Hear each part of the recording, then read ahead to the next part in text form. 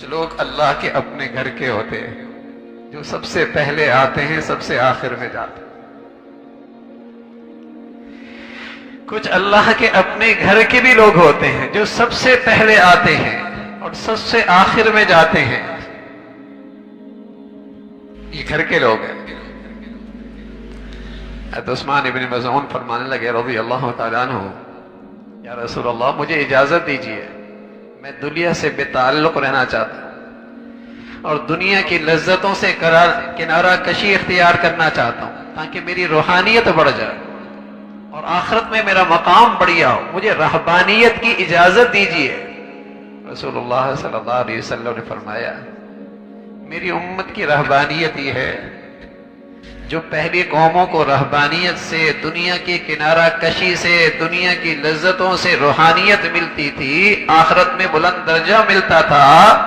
میرا مولا اللہ کریم میری امت کو اور میری امت کے ان لوگوں کو جو مسجد میں انتظار میں بیٹھتے ہیں اور نماز کے انتظار میں بیٹھتے ہیں، اللہ انہیں وہ سب کچھ دے دے گا جو پہلے لوگ جنگلوں میں جا کر روحانیت اختیار کیا کرتے. کوئی آدمی مسجد میں آئے اور اس کی ذات سے کسی کو تکلیف نہ ہو، جب تک وہ مسجد میں بیٹھا ہے سبحان اللہ کے فرشتے اس کے لیے دعائے خیر، دعائے مغفرت کرتے رہتے، دعائے رحمت کرتے رہتے ہیں. تو ایمان والوں کا تعلق مسجد سے، پاور ہاؤس سے تعلق ہے، پاور ہاؤس سے تعلق ہے جس سے ان کی ایمانی زندگی کو توانائی ملتی، قوت ملتی ہے. جو جس قدر ادب کے ساتھ آئے گا، جو جس قدر اللہ کے گھر کی عظمت لے کے آئے گا اور جو جس قدر اہتمام سے اللہ کے گھر میں آئے گا، اللہ کے گھر سے اسے ویسے ہی نور ملے گا. آپ علیہ الصلوۃ والسلام فرمایا کرتے تھے آدمی صبح آئے یا شام آئے، جتنی بار بھی دن میں اللہ کے گھر میں آئے، اللہ اس کے لیے جنت میں ایک مہمانی تیار کرتے ہیں. جب وہاں پہنچے گا تو سامنے پائے گا.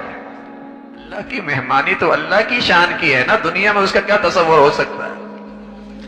لیکن کوئی جتنی بار آئے گا ہر باری اس کے لیے ایک مہمانی تیار ہے. وہاں انما یامر مساجد اللہ من آمن باللہ والیوم الآخر. کون ہے جو اللہ کے گھروں کو آباد کر؟ فرمایا یہ ان کی ایمان کی گواہی دو، یہ ایمان والے ہیں. تصور کوئی نہیں تھا میرے عزیزو، مسلمانوں میں تصور کوئی نہیں تھا کہ ایمان ہو اور اس کا اللہ کے گھر سے تعلق نہ ہو. تصور کوئی نہیں تھا کہ مسلمانی ہو اور اس کا اللہ کے گھر میں آنا جانا نہ ہو.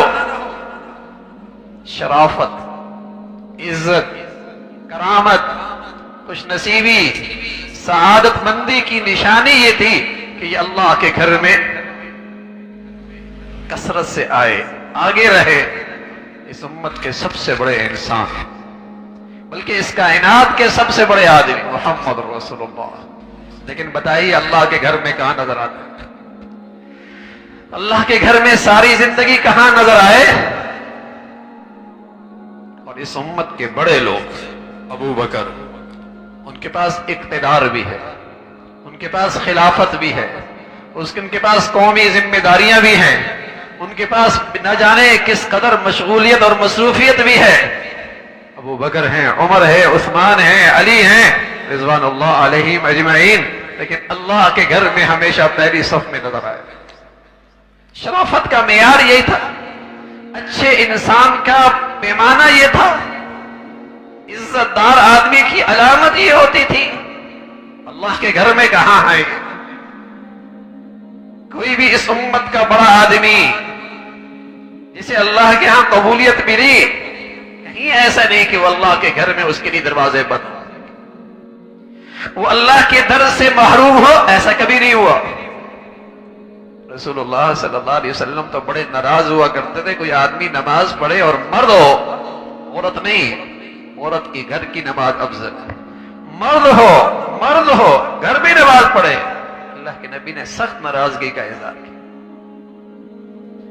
سخت ناراضگی کا اعلان فرمایا ہے. اللہ کی طرف سے عذاب کی وعید سنائی ہے. مسلمان اس کی تربیت، اس کی دینی زندگی کی تعمیر، اس کی ایمانی زندگی کی تشکیل، اس کا اللہ سے تعلق نماز کے اجتماعی نظام میں، مسجد کے اہتمام میں بڑا اہم دخل ہے، بڑی اس کی اہمیت ہے۔ اللہ کے گھر سے تعلق، اللہ کے گھر سے تعلق جو جلدی آؤ، آرام سے جاؤ اور مسجد کے آداب کے ساتھ آؤ۔ رسول اللہ صلی اللہ علیہ وسلم کا تو معمول تھا جب مسجد میں تشریف لاتے وقت ہوتا تو 2 رکعت پڑھے بغیر بیٹھے نہیں کرتے تھے۔ اللہ تیرا شکر ہے اپنے دربار بلا لیا، اللہ اپنے دربار، اللہ تیرا شکر ہے۔ آپ کا تو معمول یہ تھا، امت کو تو سبق یہ دیا جب اللہ کے دربار آؤ تو خوشی کا اظہار کرو۔ اے اللہ اپنے گھر بلا لیا، 2 رکعت شکرانے کے، 2 رکعت شکرانے کے۔ تحیت المسجد، 2 رکعت شکرانہ، اللہ اپنے گھر بلا لیا۔ کوئی دنیا کے بونے حکمران بلا لے اور بٹھا لے اور 10 منٹ دیں اور آدھا گھنٹہ لے لیں تو باہر خوشی سے آگے کہتا ہے یار 10 منٹ دیے تھے، آدھا گھنٹہ میرے ساتھ بات کی، خوشی کا اظہار کرتا ہے۔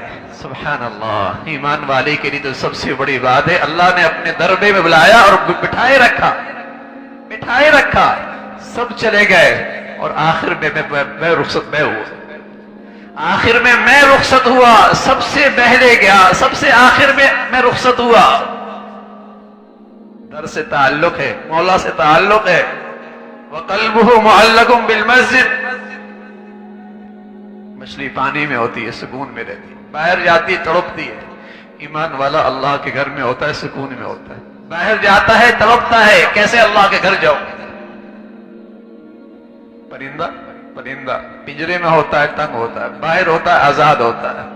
فرمایا نفاق ہے اللہ کے گھر میں تنگی محسوس ہو، اللہ کے گھر میں تنگی محسوس ہو۔